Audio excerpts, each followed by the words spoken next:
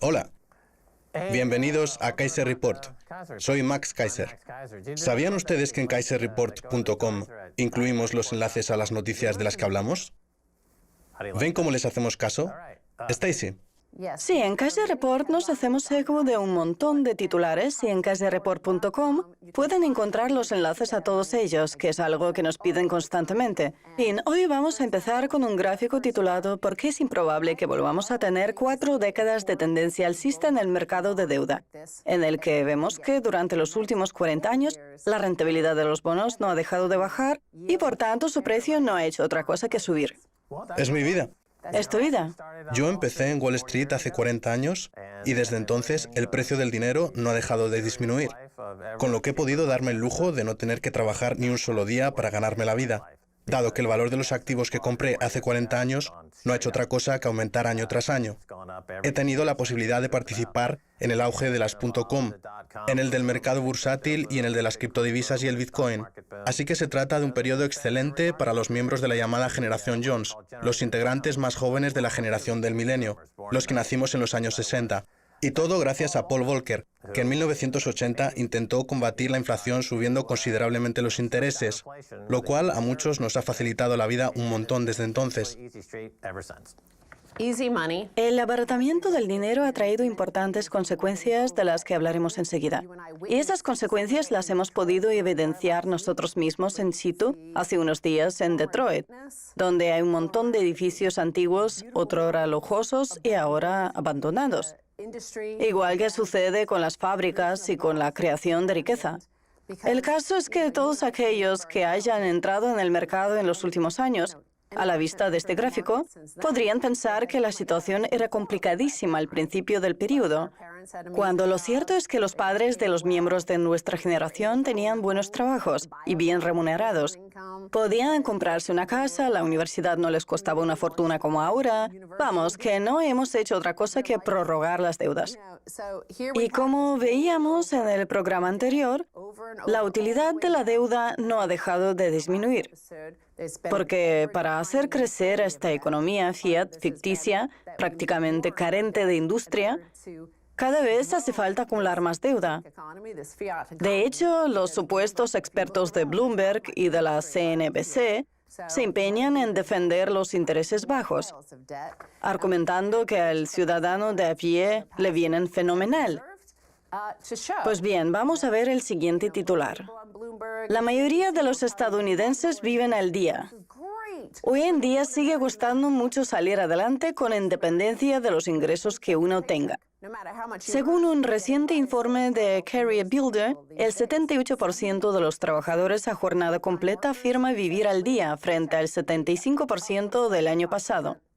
Por su parte, el 71% de los trabajadores estadounidenses asegura estar endeudado, frente al 68% de hace un año. O sea, que la deuda no deja de aumentar, que es justo lo que busca la Reserva Federal con esas bajadas de intereses. Que los estadounidenses sigan acumulando deuda para que no puedan elegir en sus vidas, dado que el salario les da justo para pagar la deuda asociada a sus tarjetas de crédito. Hace 40 años pasamos de la industrialización a la financiarización. Antes la gente tenía trabajo y podía gastarse el dinero en bienes de consumo que se fabricaban en Estados Unidos. Pero entonces llegó la financiarización y todos los puestos de trabajo se trasladaron al extranjero, dejando al arbitraje financiero o al diferencial de las tasas de interés como única forma de ganar dinero.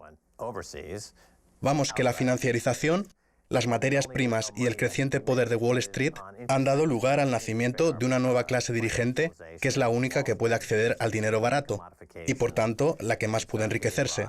En cambio, el resto, los que no pueden endeudarse al 0%, acaban tirados en un dantustán, en un gueto. Así es. Es lo que llamo yo la segregación racial de las tasas de interés que tenemos desde hace 40 años. Mira, ya que has hablado de Detroit, es cierto que nosotros acabamos de estar allí, igual que en San Francisco, dos ciudades con comportamientos recientes verdaderamente opuestos.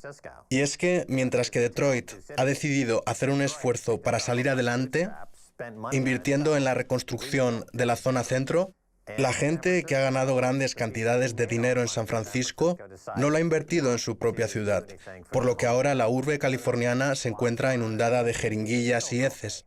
Así pues, que los directivos de las empresas tecnológicas no se quejen. Si la ciudad está como está, es simple y llanamente porque ellos así lo han querido. Volviendo al gráfico, insisto en que en los últimos 40 años el precio de los bonos no ha hecho otra cosa que subir, hasta situarse en máximos que no se veían desde hacía 4.000 años, y por tanto su rentabilidad no ha dejado de bajar, dando lugar a una situación que, aunque la gente la considera normal, en realidad es extraordinaria, porque no se había visto en los últimos 4 milenios. Por cierto, al principio del periodo tú hacías trucos de magia en Times Square, así que sabías cómo crear ilusiones y distraer la atención del público para realizar esa especie de transferencia de riqueza. Pues bien, esto que vemos en el gráfico es precisamente el truco de magia que han llevado a cabo los bancos centrales. Por ejemplo, cuando mi madre se compró la casa, tuvo que dar una entrada del 20%. En cambio, ahora solo hay que dar el 2%, lo cual nos hace caer en el engaño de pensar, a ver, es verdad que antes trabajaba en el sector del automóvil y contribuía a la creación de riqueza, y ahora en cambio me dedico a vender cosas por teléfono, pero mira qué casa me he podido comprar. Aunque en la última década la renta de las familias ha aumentado, ese incremento no ha sido suficiente para compensar lo que ha subido la vida durante ese mismo periodo. Y es que, si tenemos en cuenta que todos nuestros datos online están en manos de algoritmos, ¿acaso nos creemos que van a dejarnos ahorrar más de $100 extra al mes? Porque si de repente empezamos a ganar $150 más, los algoritmos avisan a las universidades, a las compañías sanitarias o a las aseguradoras para que nos suban sus tarifas $50. Como tienen todos nuestros datos, saben exactamente cuánto dinero pueden cobrarnos, igual que pasa con los casinos, que en cuanto entramos en ellos, saben a la perfección lo que nos podemos gastar. Así es la economía estadounidense hoy en día, con una financiarización que se ha convertido en un auténtico casino gulag y unos datos que se encuentran en manos de una serie de piratas que se dedican a arruinar a la gente y que encima se hacen multimillonarios gracias a ello, como ha sido el caso de Jamie Dimon. Y lo de Wells Fargo es todavía peor, porque lejos de conformarse con manipular a sus clientes y obligarlos a participar en el casino gulag, ha dado un paso más allá y ha optado directamente por robarles el dinero directamente de sus cuentas, mientras Warren Buffett, su mayor accionista, se ríe a carcajadas. Tú que has trabajado en bancos no te cansas de decir que el responsable de cumplimiento es el que insta a los trabajadores a hacer lo que hacen, porque sabe que aunque luego la entidad tenga que pagar una multa, los directivos saldrán beneficiados. Vamos, que encima que ellos se llevan un dineral, luego la multa tienen que pagarla a los accionistas. El mejor trabajo que hay en el mundo es el de responsable de cumplimiento de un banco o de una agencia de corretaje, porque lo único que hay que hacer es pasarse el día firmando fraudes para después embolsarse todas las navidades un dineral en primas. Insisto, los algoritmos saben qué y cuánto pueden arrebatarnos, y encima cuentan con un brazo propagandístico como son Bloomberg, la CNBC, la MSNBC. Por ejemplo, en el caso de Medicare, que es un sistema de sanidad pública para los más pobres, a los medios les gusta decir que el programa Obamacare fomenta su expansión, cuando lo cierto es que no beneficia en nada a ninguna persona que se embolse más de $40,000 o $50,000 al año. Según el informe, hasta los estadounidenses con ingresos superiores a los $100,000 anuales dicen tener problemas para llegar a fin de mes. De hecho, prácticamente 1 de cada 10 afirma vivir al día de manera habitual o incluso permanente, mientras que el 59% declara estar en números rojos. Pensemos, por ejemplo, en una persona que gana $100,000 al año. De impuestos tiene que pagar el 30%, así que le quedan unos $70,000. Luego tiene que pagar también otros $20,000 o $25,000 para el programa Obamacare, y encima con una franquicia de $7,000, por lo que al final se acaban pagando cerca de $30,000 a los directivos de las compañías sanitarias. Y a esa franquicia de $7,000 se le añaden todos los resquicios legales de los que se benefician esas empresas, por lo que al final resulta que esa persona, a pesar de tener que pagar ese dineral, no puede acceder a esos servicios. Vamos, que aunque en principio esos ingresos de $100,000 puedan parecer altos,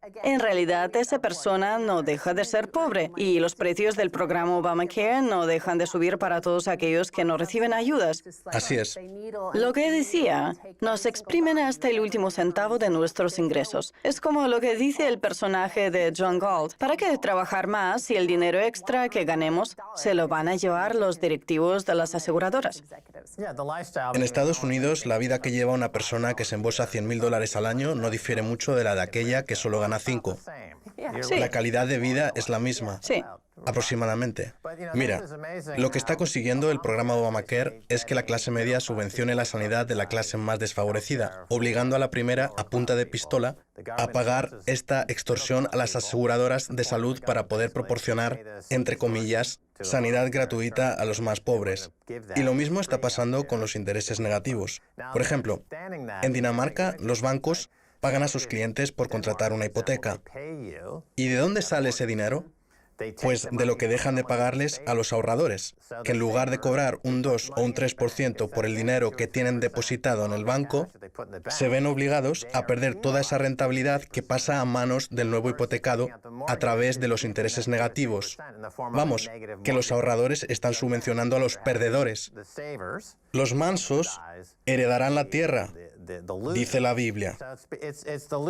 Y lo cierto es que estamos acabando con los ahorros y con la ética del trabajo, hasta tal punto de que en este mundo los que carecen de ellos son los que acaban ganando. Pues en un sistema fiat, esa filosofía beneficia a todos aquellos que se dedican a cobrar peajes. Es más, solo hay dos opciones posibles. O nos dedicamos a cobrar peajes o si no, nos vemos obligados a pagarlos. Así son las cosas. Por ejemplo, hace poco leía que 1 de cada 3 vecinos de Nueva York está adscrito al programa Medicare, el sistema de sanidad pública gratuita. Y resulta que aunque en Nueva York, por ley, el incremento del precio de Medicare no puede superar el 3% al año, se han introducido una serie de resquicios legales que permiten aumentar esa cifra hasta el 6% anual, un dinero que va a parar directamente del bolsillo de los contribuyentes al de los mandamases de esa mafia que son las aseguradoras médicas y las empresas farmacéuticas. Pero eso no es todo. Es que encima este año se prevé que el gasto en Medicare ascienda nada más y nada menos que un 15%. Vamos, que mientras la clase media no cobra ninguna ayuda por poder acceder a la sanidad, y encima en muchos casos ni siquiera puede beneficiarse de sus servicios, resulta que cada vez que se destina una mayor parte de los ingresos fiscales a costear el programa Medicare, y todo ello para que esa mafia pueda cobrarnos un 15% más al año, porque el programa Obamacare no establece ningún límite en lo que al aumento de los precios se refiere. Así que estos pueden crecer todo lo que quieran, hasta arrebatarnos el último centavo que podamos ahorrar. Vamos, que nos obligan a correr cada vez más deprisa para permanecer en el mismo lugar. Así es. Y los intereses bajos no hacen sino empeorar la situación. Parece que a la economía se le ha pinchado una rueda y la respuesta de Trump no es otra que pinchar las otras 3. ¿Qué sentido tiene eso desde el punto de vista económico? Pues ninguno. Lo que pasa es que el momento es delicado porque Trump, que ya está con la mente puesta en las elecciones del 2020, seguramente va a tener que afrontar una caída del Dow Jones de 6.000 puntos. El problema es que el presidente siempre va a estar en la cima de esta estafa piramidal del dinero fiat. Aquí está nuestro último titular. La bajada de los intereses hipotecarios no ayuda a impulsar el mercado de la vivienda estadounidense. Desde antes de la crisis financiera no era tan difícil acceder a una vivienda residencial como a día de hoy. O sea que a pesar de bajar los intereses al mínimo posible, nos hemos dado cuenta de que no hay creación de riqueza, no hay empleos reales y lo único que se hace es pasarles la patata caliente a otros. Vamos, que o cobramos peajes o los pagamos. Y los que los cobran quieren aún más dinero, pero los que pagan no lo tienen. Así que lo único que podemos hacer es elegir al mismo payaso o a otro nuevo. Es decir, o bien a Trump, o bien a Biden, o a cualquier otro. Pues que coman brioche, como diría María Antonieta. En fin, tenemos que hacer una pausa. Les esperamos a la vuelta con mucho más.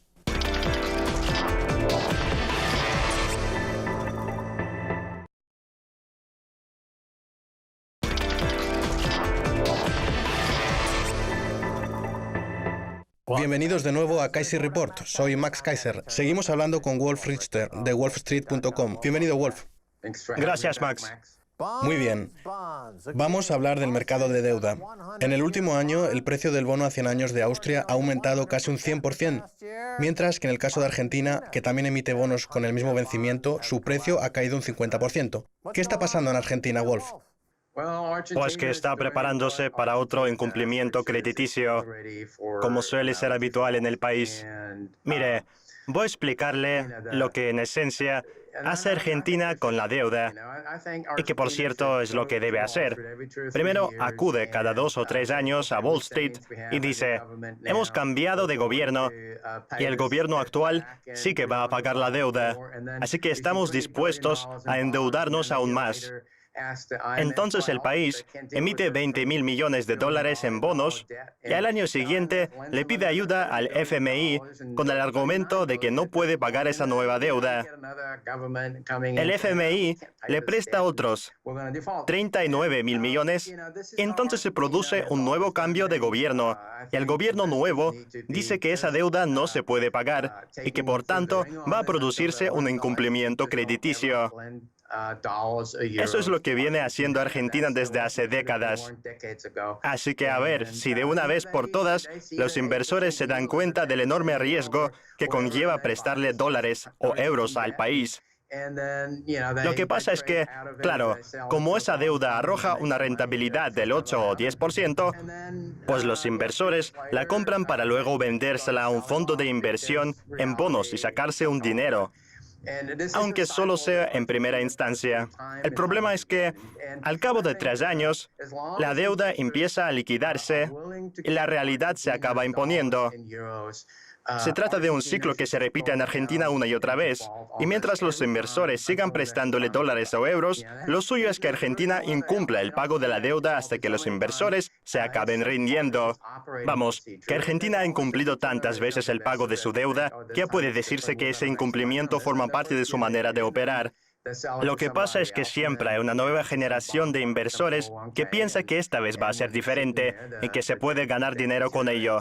El primer año lo consiguen, luego venden la deuda a algún fondo de tipo 401k y ahí es donde se deteriora. Hace unos años hubo un gobierno que prometió poner en marcha una serie de políticas orientadas al mercado, así que decidió endeudarse hasta las cejas, pero siempre en dólares y euros, porque en pesos no se puede. Se trata de una divisa basura.